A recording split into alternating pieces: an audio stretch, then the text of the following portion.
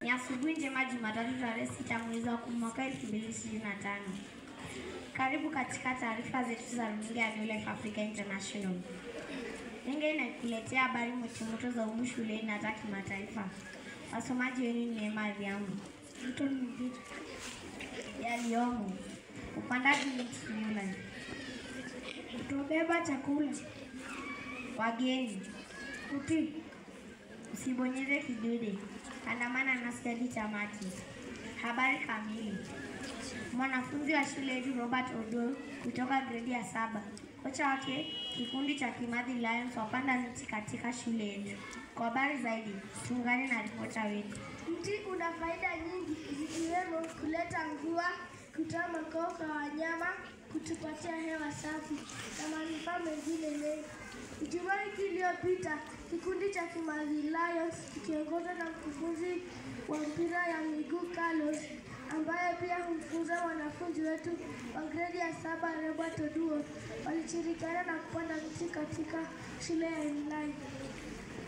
Mbali na faida zake, mti huu pia umepandwa kama kumbukumbu maalum kwa mwanafunzi wetu Robert Oduor kwa mchango mkubwa anautoa katika timu ya mpira ya Coach Carlos.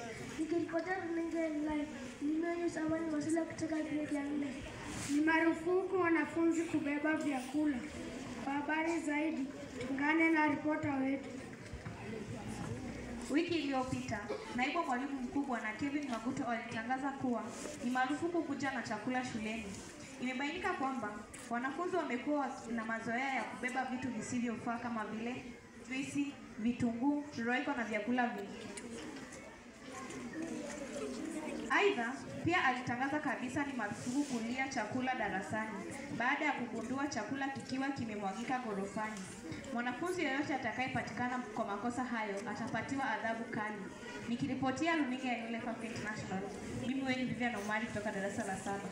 Wageni kutoka Denmark na Faroe Islands wazuru shule yetu. Kwa habari zaidi, tuungane na ripota wetu. Siku ya Jumanne, wageni kutoka Denmark walitembelea shule yetu na kutangamana na watoto wa chekechea pamoja na wanafunzi wa gredi ya 5. Wageni hao pamoja na wanafunzi walijawa na furaha tele na kushirikiana na upendo. Licha ya hayo, tulipokea pia wageni kutoka Faroe Islands wakiongozwa na Hanik na Livi. Wageni hawa walikuwa na baraka kubwa kwa shule yetu. Baada ya matumbuizo ya wanafunzi, walizawadiwa kila darasa peremende, yani lollipop, na pia kushiriki nasi chakula cha kiroho kutoka katika Waefeso 2:10, ambapo ujumbe mkuu ulikuwa Your God Masterpiece. Nikiripotia runinga ya New Life Africa International, ni mimi wenu Mchunyaze kutoka gredi ya 6. Kutii ni bora kuliko dhabihu. Kwa habari zaidi, tuungane na ripota wetu.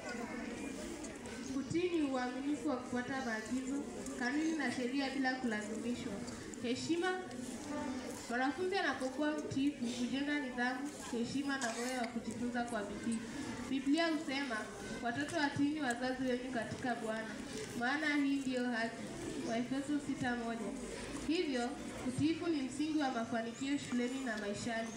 Wanafunzi wahimizwa kutii walimu na wazazi kwa sababu utiifu huleta nidhamu na amani shuleni, kuwajengea heshima na tabia njema mbele ya watu na Mungu, kuwasaidia kujifunza kwa makini na kufaulu. Kwa hivyo, tuwe wanafunzi watiifu, kwani heri wasikiao neno la Mungu na kulishika. Luka 11:28. Nikiripotia runinga ya New Life Africa International, ni mimi wenu Blessing Shalim kutoka gredi ya 7.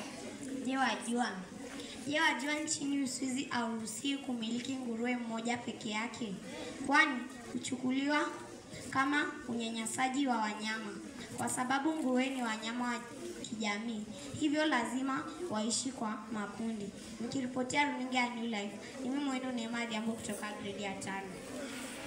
Kwa habari hizi na nyinginezo, tembelea YouTube yetu New Life Africa International TV Nakuru, #RaisingLeaders for Tomorrow. Asanteni kwa kuchagua runinga ya New Life kama runinga yenu nambari 1. Watch, like na subscribe. Shukran.